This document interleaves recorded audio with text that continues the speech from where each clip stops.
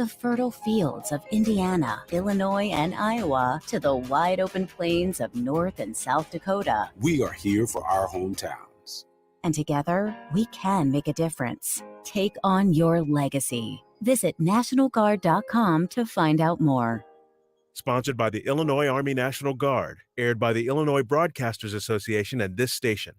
There's a reason WHOW is the Big 1520 across central Illinois. That's because anytime the sun is up, you can hear WHOW's big signal from Jacksonville to Peoria, from Pontiac to the Indiana state line, and to Charleston and Effingham. Anywhere you travel in central Illinois, take WHOW, the Big 1520, with you in your car, truck, or tractor. Just another reason why WHOW is Central Illinois' news, agriculture, and talk station. Your friend in Central Illinois, WHOW.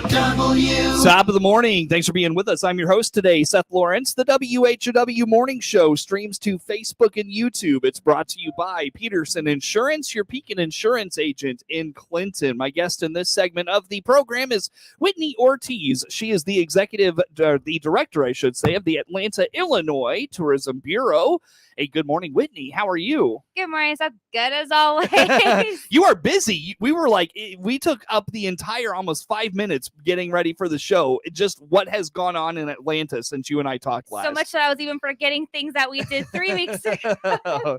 What was July like? I mean, you had a lot going on. Insane. So July is past 2 years that I've been doing this has consistently been the busiest month in regards to tour groups we have, events going on, and just everything else scattered in between. So we kicked it off with the fireworks, 4th of July, all that good stuff, but it really went full steam ahead about 2.5 weeks ago for our second annual market weekend on Route 66 and our first ever stab at Christmas in July, which went phenomenal. Mm-hmm. So that took up basically my entire week of no sleep, right, getting ready for this big event. I mean, we doubled our vendors from last year.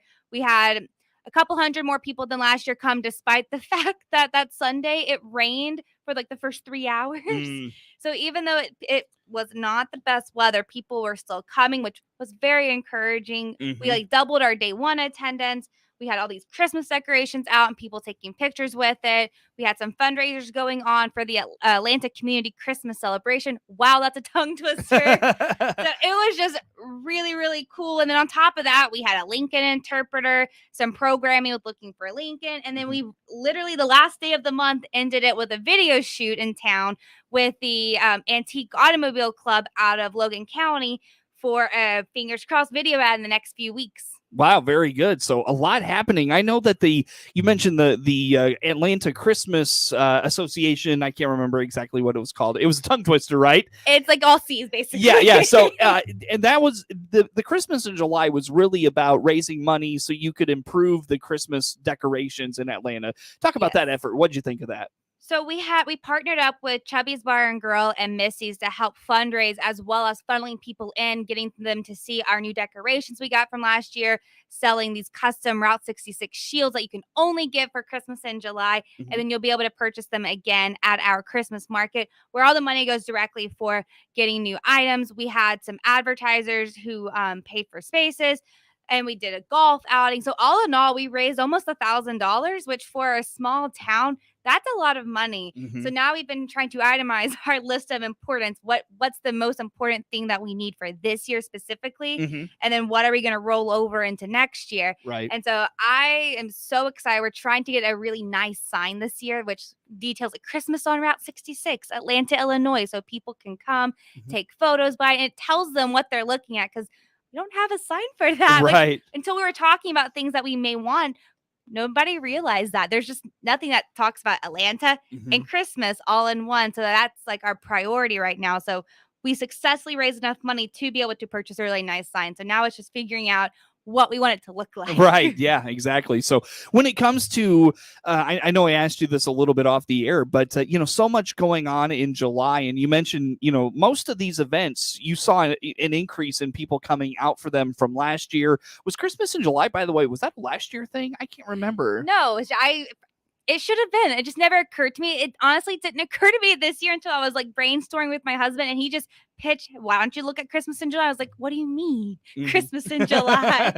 That's when you know Whitney's brain is fried, when she doesn't jump on a Christmas in July it thing. got the ball rolling because I've just never thought about that as like a tourism event and like Mhm. attracting people to town. But the more I thought and marinated on, the more it made sense that, well, why wouldn't people want to come and be festive at a time of year that's not like the worst in the month, the worst of the year, Right. basically, Yeah, where you yeah. have the wind and the snow and all those lovely Midwestern things that come with December and November.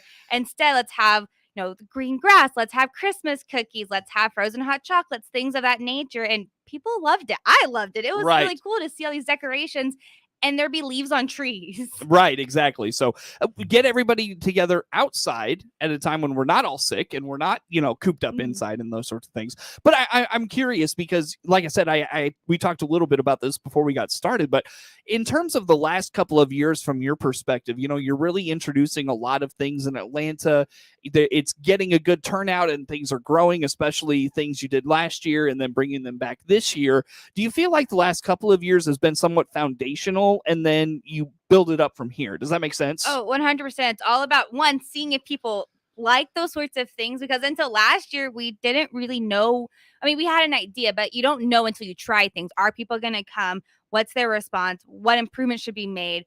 What did they like about it? What did they not like about it? And then you take these adjustments, and every year you improve to make it better. Mhm. And then the more you do it, the continuity, the more people learn about it. They know when these events are going to happen. They know to put it on their calendar. Like all of our vendors this year, I didn't do a ton of advertising for vendors. It all came from word of mouth. People talking about these events from last year. Vendors contacting me that they heard about this event and they were told they should come because it's a really great one to be at. Mhm. And it just starts spreading. So I'm anticipating next year it's gonna be even bigger and better than this past year was. Mhm. And that's with minimal paid advertising. All of it's organic reach, which is even Right. more incredible because most people will spend hundreds, if not thousands of dollars pushing these events. I think I spent $28 on a golf ad on Facebook, Mhm. but that was it. Everything else was all organic reach, Mhm. Mhm. which Sure. makes it even better. Yeah, it does. And that, and if it's, people are going to talk about it on, say, social media going into next year, that should really only improve things. And you want to Yes. make sure if you're going to invest, I mean, you want to make sure that, the money you invest leads to people coming to town and those sorts of things. That is always the goal. But Yeah. people can get ads and that invokes like a sense of, oh, I'd like to do this. But hearing somebody talk about how great an event was, that's even more of a come and go to this event type of Sure, thing. Because I sure. believe people a lot more than I believe social media. Sure. As much as I like looking at really beautiful pictures and really catchy posts, I mean, I'm going to trust what a person I met and we're friends. I'm going to trust them a lot more than an ad on Facebook. Very good. Again, Whitney Ortiz is the director of the Atlanta, Illinois Tourism Bureau in studio with us for today. When it comes to the Christmas decorations and the fundraiser for that, how did that go in terms of money you raised, and how far will that go, you think? So we raised with everything combined that we were doing in July. And that's not counting. We'll do another fundraiser in November when we have our second annual parade and then our second annual market weekend and our Christmas tree line. So all these things thrown together. Not counting that money, we've raised about $1,000, which for Atlanta, that goes a lot further than places like Bloomington or Decatur, where you have to buy like a lot more decorations Right. and higher quality. We're trying to convert all of our existing decorations to commercial grade. Mhm. Right now, the way it stands is we're having to replace things every few years. We don't want that to be the case. We'd rather buy lasting decorations that will stay for 10, 15 years Mhm. with the wind, the weather, all of these factors. So we're looking at these and we're looking at picking out a handful, like by handful, 2 to 3 big price items every year Mhm. to slowly help build our decorations into better quality, not necessarily quantity. Mhm. And also they last longer, which Yeah. is very important Mhm. in Illinois in the wintertime because we don't have the best weather Yeah. come December and even the end of November. Sure. So it's exciting to see that now we have the funds to start looking at this instead of having to rely on Amazon, Menards. I mean, I love Menards, but it's not the best for durable outdoor decorations Right. for 4 years in a big city with a wind tunnel going right through it. Yeah, sure. Now, who will folks see these changes this winter, or will this take a year or so to cycle through? They should start seeing some this winter. So we've already looked at one getting a big sign in town for Christmas and Christmas on Route 66, which is what we're calling it since it all of our decorations are on Route 66. Right. What a coincidence. We're also looking at getting 1 or 2 commercial grade products to have in one of our parks this year. We're still deciding by we, the Christmas committee. There's approximately 8 of us on here. So it's not one person who makes the decisions that we should purchase this. We all come together, discuss what the best use of funds would be, and then kind of argue back and forth. Should we spend it on this or that? So we should hopefully have 1, if not 2, commercial grade light displays this year. Which one? I'm not sure yet. I know which one I would like to have, but I don't know if that's the one that we're going to vote on. We're also getting a North Pole mailbox for this year too, that we're going to have in we have like a little miniature North Pole area that has like an 8-foot like North Pole Tower, whatever, like the red white one is. Yeah. And then we have a jumbo Santa and a jumbo Christmas tree. So we've already purchased a really cool like outdoor mailbox display that I think it's really neat. That's cute. So very good. Whitney, I look at the clock. We're coming up on needing a break. Anything on July we didn't touch on you want to put out there for us? So we had a really cool Lincoln interpreter come. His name is Abe, coincidentally, and he was phenomenal. He came right before the market weekend and gave a program about Lincoln on the 8th Judicial Circuit and kind of the history of him and Illinois together during that 1830 to 1861 leading up to his presidency was fascinating. He did a great job too of staying in character, which is very impressive. Yeah. Like the Book of Faces. What did you know about that? What is the Book of Faces? He's on Facebook. Oh, He's on the Book of Faces. Oh, that's so funny. And it's like really cool facts that I didn't know that he brought up, and people were so invested in his program that we are bringing him back in the spring for 2 different programs because of what a hit he was. I cannot wait to build off of that into the spring and then bring him back again, hopefully in the fall of next year. Sure. Very good. So look forward to that. Whitney, where do folks go to follow along with all things Atlanta, Illinois tourism? You can check us out on the website, atlantaillinois.org, or our social media pages. Visit Atlanta.il. That is Whitney Ortiz, director of the Atlanta, Illinois Tourism Bureau, our guest in studio. More to come with her on the morning show. WHOW.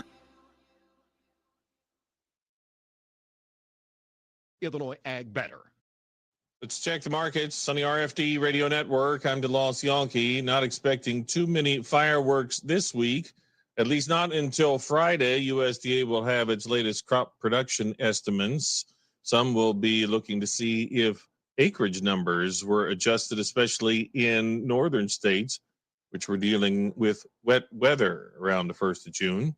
And also wondering if any changes to yield will be made in the August report. September corn down 7.5, 602 3/4. December down 7.5, 602 1/2. March down 7 3/4, 610 1/4. September soybeans down 4.5, 1458 3/4. November down 9, 1399 3/4. Jan down a dime, $14.07. September wheat down a dime, $7.65 3/4. This is the RFD Radio Network. Your own home without the maintenance. If you're 55 or better, a beautiful Liberty Village villa could be yours. This is Erin, and I invite you to come take a tour of our move-in ready villa. Click the Liberty Village icon at DeWittDailyNews.com. Simply the finest. DeWittDailyNews.com is the area's leading local news source 24 hours a day, 7 days a week. Get the latest local news, obituaries, police blotter, weather forecast, and more with no paywall. Head to DeWittDailyNews.com to get the local information you need to know.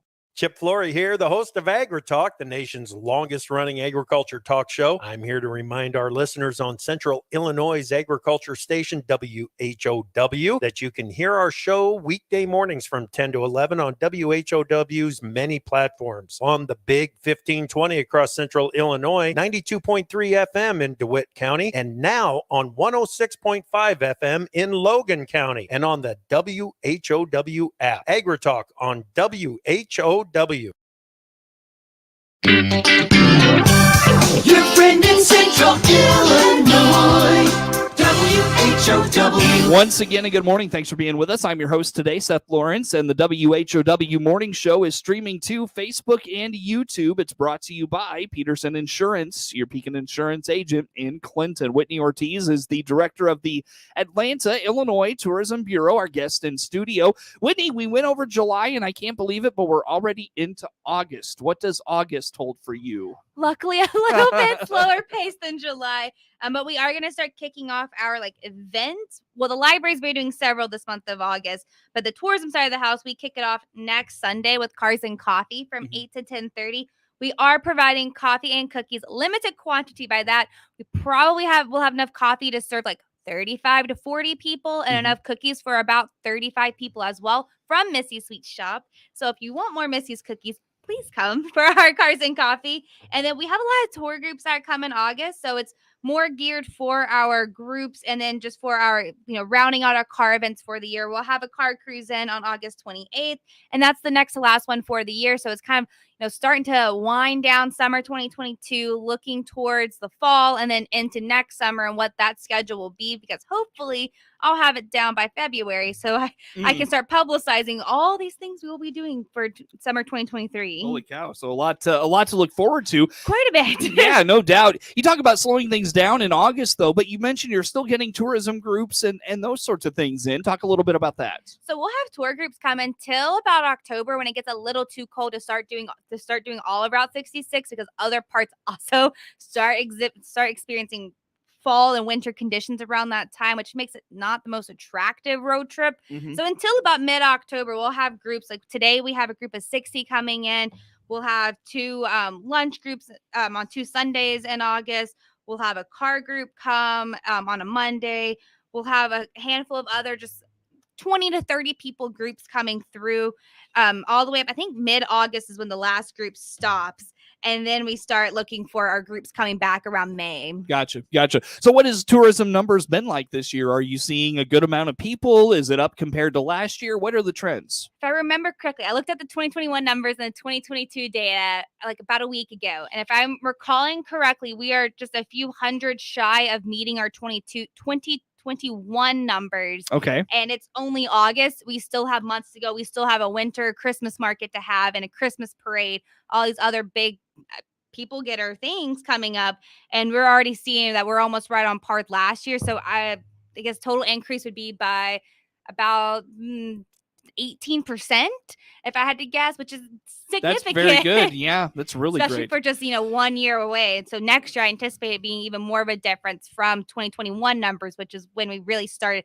And these are all hand counted numbers. So it doesn't count the people that I haven't actually seen. Yeah, exactly. It's all people that have come in that I have seen, and they've at least come and done one thing in Atlanta. Yeah. So in terms of, where are they coming from? What are they looking for?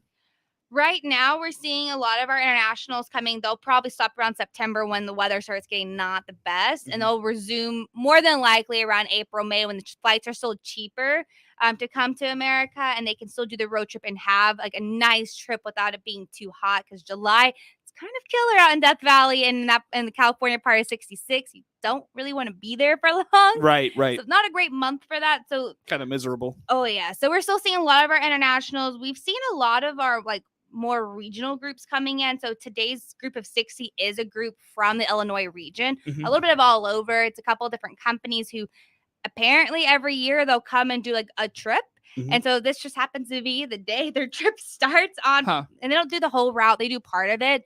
So that's really cool to see. Our car clubs typically come from about a 3-hour radius. So we have, I believe they're Corvettes. I didn't actually write the name of the car club. Don't quote me on that. But I believe they're the Corvettes from down near St. Louis. They'll be coming for 4 hours of fun in Atlanta. They'll have lunch and then they'll have a tour. So we really try to interact with especially our smaller groups that we can, really provide them all of these things they would want. Usually it's a meal, and then I'll take them around town.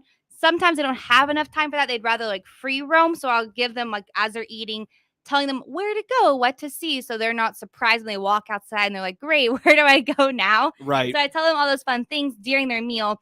But the groups that have a little bit more time, I'll take around town. Juliana will do them in the museum. And then typically we'll have one of the members of the J.H. Hall's grain elevator committee go to the grain elevator, open it up, and then be there to show people inside, because unless you have a person with you, you can't actually go in the grain elevator because of how, old and precious it is to town. Sure. So they get a really cool behind the scenes of the grain elevator, which is really neat to see. And a lot of these people haven't exactly seen a wooden grain elevator. I mean, I hadn't until I came here. Right.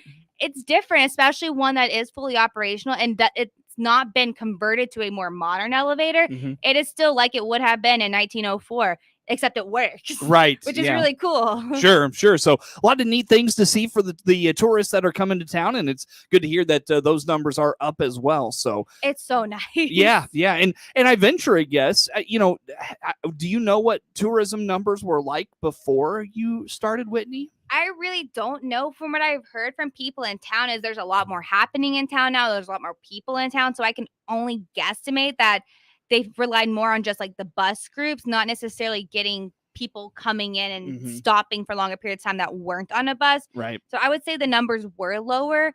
And I mean, honestly, I can only hang out when I'm in town. Even then, I only hang out at events usually, or like the museum, things of that nature.